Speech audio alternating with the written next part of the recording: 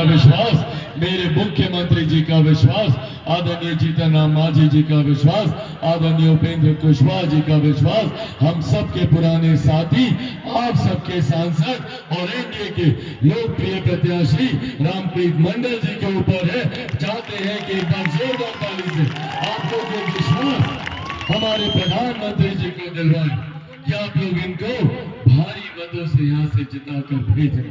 साथियों, जरूरी है हमारे प्रधानमंत्री का तीसरी बार देश का प्रधानमंत्री बनना। आज से पहले, एक दशक पहले, हम में से कोई नहीं जानता था कि भारत की अर्थव्यवस्था कहां पर है।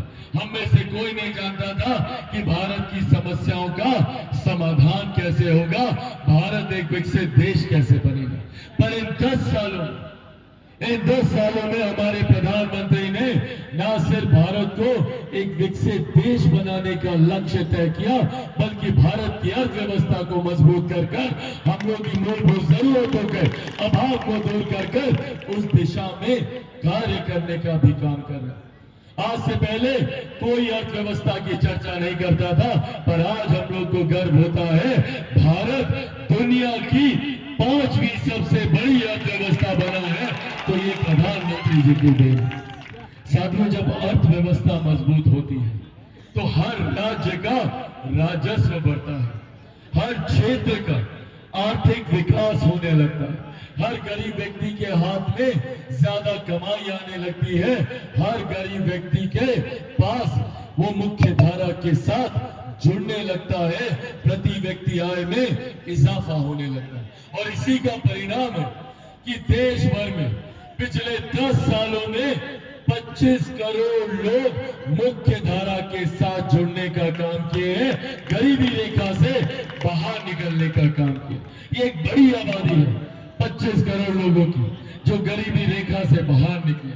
कल को हम लोग भी गरीबी रेखा से बाहर निकलने के लक्ष्य को प्रधानमंत्री जी के साथ मिलकर तभी तय कर पाएंगे जब हर लोकसभा में प्रधानमंत्री जी की सोच को साधने वाले सांसद केंद्र में, भारत की संसद में उनके हाथ को मजबूत करने का काम करें। आज छोटी छोटी जरूरत है, पर सोचिए कितनी जरूरत है इन कार्यों को धरातल पर उतरने की। महिलाओं के लिए आज से पहले किसी प्रधानमंत्री ने चिंता नहीं की, आज उनके सम्मान की चिंता करते हुए प्रधानमंत्री जी ने बहुत छोटी पर उस महिला के लिए सबसे ज्यादा जरूरी जरूरत को पूरा करने का काम किया, शौचालय बनवाकर। आज महिलाओं के स्वास्थ्य की चिंता कर उज्ज्वला योजना देने का काम किया। ये वो बुनियादी जरूरत है जो आने वाले दिनों में हम लोगों को मुख्य धारा के साथ जोड़ने का काम करेगी। आज कोई गरीब परिवार, कोई गरीब व्यक्ति आर्थिक अभाव में इलाज से वंचित न रह जाए। हमारे प्रधानमंत्री जी ने आयुष्मान योजना के तहत हर गरीब व्यक्ति को 5 लाख रुपए तक का मुफ्त इलाज देने का प्रावधान किया। ये सोच उस विकसित देश बनाने की दिशा में है। भारत विकसित देश तब बनेगा जब भारत का हर एक राज्य, बिहार जैसा राज्य जब विकसित बनेगा, जब बिहार का हर एक जिला विकसित बनेगा, जब हमारा हर एक प्रखंड, हर एक पंचायत और जब हम लोगों का हर एक गांव विकसित गांव बनेगा, तब 2047 में भारत एक विकसित देश बनेगा। इस दिशा में हम लोग और हमारी सरकार काम करने का प्रयास कर रहे हैं। आज हम लोग को गर्व होता है कि देश की ही नहीं, दुनिया की सबसे बड़ी गरीब कल्याण की योजना भारत में चल रही है, जिसका श्रेय मैं मेरे नेता, मेरे पिता आदरणीय रामविलास पासवान जी को भी दूंगा। आज प्रधानमंत्री गरीब जन कल्याण अन्न योजना के तहत देश में 81 करोड़ लोगों को मुफ्त में राशन दिया जा रहा है। ये सोच हमारे प्रधानमंत्री आदरणीय नरेंद्र मोदी जी की। साथियों, पर जहां एक तरफ हम लोग गरीब कल्याण की योजनाएं बनाकर गरीबों को मुख्य धारा के साथ जोड़ने का काम कर रहे हैं, तो वही विपक्षी दल के नेता, विपक्षी दल के गठबंधन के तमाम दल हम लोगों से हमारा हक अधिकार छीनने की भी योजना बना रहे हैं। जितनी गरीब कल्याण की योजना है, कांग्रेस हो, राजद हो, उनके तमाम घटक दल हो, उनमें से कोई नहीं चाहता कि इन योजनाओं को धरातल पर उतारा जाए। ये वही लोग हैं जिन्होंने 90 के दशक में घर से मां बहन बेटियों का निकलना मुश्किल कर दिया था। ये वही लोग हैं जिन्होंने 90 के दशक में किसी सभ्य परिवार को बिहार में रहने नहीं दिया। सबसे ज्यादा पलायन उस वक्त हुआ, लोग अपने माँ बाप बहन बेटी भाई को छोड़कर दूसरे राज्यों में जाने के लिए मजबूर हुए और आज 2-2, 3-3 पीढ़ी उनकी दूसरे राज्यों में रह रही है और जब वो अपने राज्य में वापस आते हैं तो उन्हें प्रवासी कहा जाता।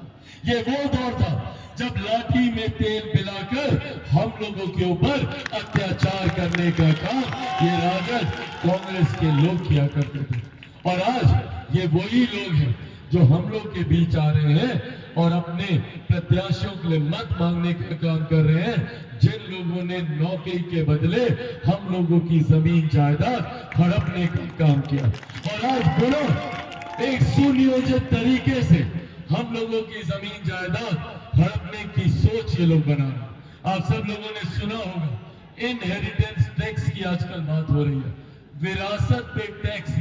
कांग्रेस, राजद, इनके तमाम सहयोगी घटक दल विरासत पे टैक्स लगाने की सोच रख रहे हैं। क्या है ये विरासत पे टैक्स?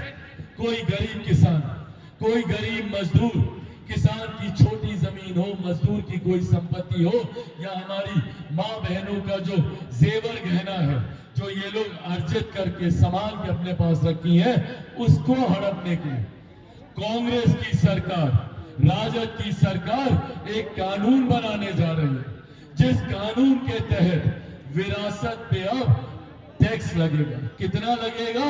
55%। आप लोगों की जितनी जमीन है, छोटी जमीन हो, बड़ी जमीन हो, जो भी है, आपके जाने के बाद जो जमीन आपके बेटा बेटी को मिलना चाहिए था, वो आप लोगों से लेकर उसका 55% हिस्सा ये लोग केंद्र से, ये लोग अपनी सरकार में सरकारी संपत्ति के तहत कांग्रेस और राजद के लोग हड़पने की सोच रख रहे हैं। चाची, आप लोग जो जेवर गहना घर पे रखी है ना, थोड़ा बहुत वो भी ले लेगा ये लोग कोई जेवर आप लोग के पास रहने नहीं देगा।